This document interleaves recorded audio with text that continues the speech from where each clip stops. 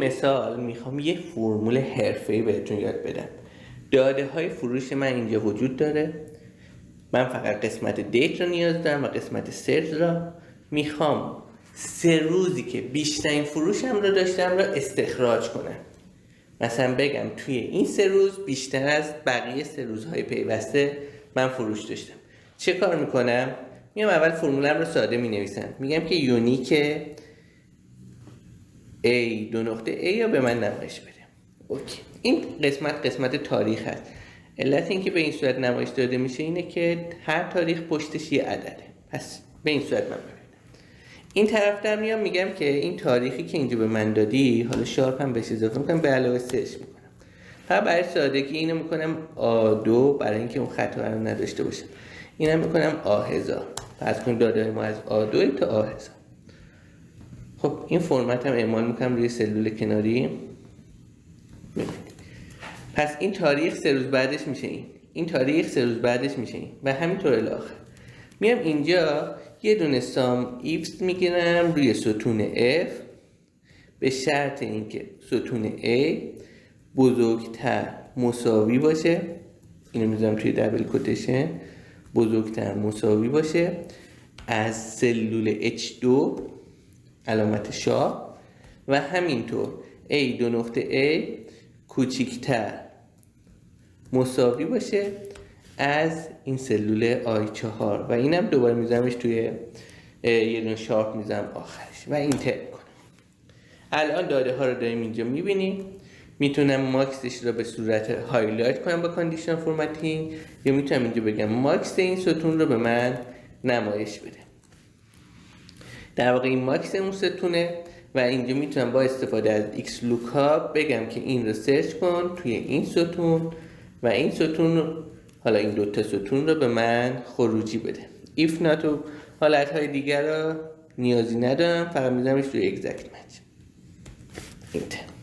در واقع این دو تاریخ مشخص کننده بازه 3 روزه‌ای هست که بیشترین فروش رو داشتم. ببینیم از کی تا کی بوده. از 2-1 تا 5-1. 2-1 تا 5-1 در واقع بزرگترین عدد رو به ما نمایش میده. اینها من سه رقم جدا کنم. این در واقع چیزیه که اینجا داریم. بزرگترین عدد اینجا نمایش داده شده. بذارید با کاندیشن فرمتینگ یه جوری اینجا نمایشش بدم که مطمئن بشید. بله، این بزرگترین عدد. حالا چه کار کنم که این محدوده کمکی رو نداشته باشم؟ مستقیم توی سلول فرمولا بنویسم. خیلی ساده. البته نه اونقدر ساده ای که فکر کنید، یه مقدار نیاز به مهارت داره. من اینا میام اینجا می‌نویسم. میام از تابع لت استفاده میکنم. لت چه کار میکنه؟ به شما اجازه میده وریبل تعریف کنیم. میام لت میگم یه وریبل دارم به نام x، مقدارش از یونیک A1 دو نقطه تا A1000. این اونجا من و x رو به هم نمایش بده. بذارید ببینیم اینجا من هم لت رو داشتم، A100 رو نوشتم، ببخشید اینو بکنم A1000. الان محاسبات خودش درست میشه. آره اینجا من ایکس لوکاپم را اینجا H2 تا H27 اشتباها نوشتم، باید می نوشتم تا چند، تا 182.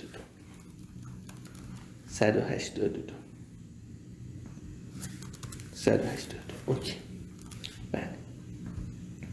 خب این خطای پیلی که به من داد، اسپایلی که به من داد، به خاطر اینکه من این سلول رو مرج کردم، از مرج خارجش کنم چون میخوام گام به گام برسیم به اون چیزی که میخوام.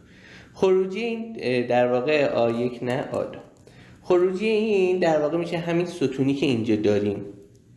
میبینیم اونجا دیدیم که در واقع اینها همشون تاریخن، پشت هر تاریخ هم یک عدده. اینجا داره لیستش رو نمایش میده. خب من میگم x رو نمیخوام نمایش بدم، یه y تعریف میکنم که y مساوی با x به علاوه 3. در واقع این ستون دوم رو دارم توی تابل تعریف میکنم و بگم که به هم y رو نمایش بده.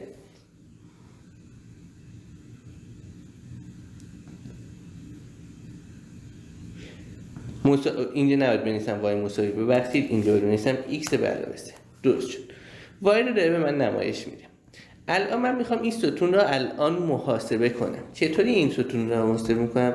بهش میگم که یه زدی دارم، یه متغیری دارم که مقدارش هست مساوی با سام ایفت کن ستون f دو نقطه f را بشه هم فرمولی که اینجا نوشتم، به شرط اینکه a دو نقطه a بزرگتر مساوی باشه با این xی که اینجا دارم و a دو نقطه a کوچکتر مساوی باشه از این وایی که اینجا دارم 3 روز بعدش. بزرگتر مساوی این x رو اشتباه نوشتم، اینجا یه اند باید بذارم، x داخل دبل کوتیشن نباید باشه چون مقداره. اینتر کنیم. میگه که این میسینگ داریم، ما مشخص نکردیم نتیجه تابع لت چی باشه، میگم همون آخرین مقدار رو یا همون زد رو به من نمایش بده. اینتر. میبینید که همین مقادیر رو داره در واقع اینجا نمایش داده میشه، 52,000 خورده ای، 35,000 همینطور الاخر، البته میلیون، 52 میلیون، 35 میلیون و الاخر. اما میخوام برسم به جایی که این اعداد رو به من نمایش بده. میام اینجا یه یوی تعریف میکنن که مساویه با ماکس زد. بذارید من فرمولم رو یه مقدار بزرگتر کنم فرمول بار را و بیام از اینجا به بعد که یو رو تعریف میکنم اینجا نیستم. یو هست ماکس زد و میگم بهش یو رو به من نمایش بده. این یویی که اینجا هست بزرگترین عدد اون محدوده که مشخص شده. خب یه گام بریم جلوتر. بهش میگم این فرمولی که اینجا هست رو یادتون باشه، بهش میگم که بعد از اینکه همه اینها رو حساب کردی بیا ایکس لوکاپ کن یا بیا از مچ استفاده کن، فرقی نمیکنه. ایکس لوکاپ کن کجا را؟ ایکس بدید ما فعلا ایکس رو داشته باشیم، بعد میریم سراغ وایم در واقع بهش میگیم که چیکار کن. روی ستون ایکس میخوام مقدار یو رو میخوام پیدا کنم، یو رو پیدا کن روی ستون زد و اتفاقی که میفته ایکس رو به من خروجی بده و حالت دیگه این که نوع جستجو هم اگزکت مچ باشه و میام پرانتز رو میبندم و میگم این حاصل ایکس لوکاپ رو به من نمایش بده. بذارید این فرمت تاریخ رو این پایین اعمال کنم. این همین هفته 8 روز اول رو پیدا کردم، روز دوم رو میتونم اینجا بیام بهش بگم که روز اول رو به علاوه 3 کن. میتونم بیام اینجا بهش یه دونه این فرمولا کپی کنم، بهش بگم که HSTag استفاده کن، دو تا مقدار رو میخوام به هم بچسبونم، یه ویرگول میذارم، مقدار اول رو دارم، مقدار دوم همون رو پیست میکنم و به جای X این سری Y رو میدم و پرانتز رو میبندم. اینتر. میبینید که به درستی داره محاسبات رو با یه سلول یا با یه فرمول داره به من نمایش میده. تابع فوق‌العاده لت. امیدوارم که لذت برده باشید. یادتون نره فالو کنید.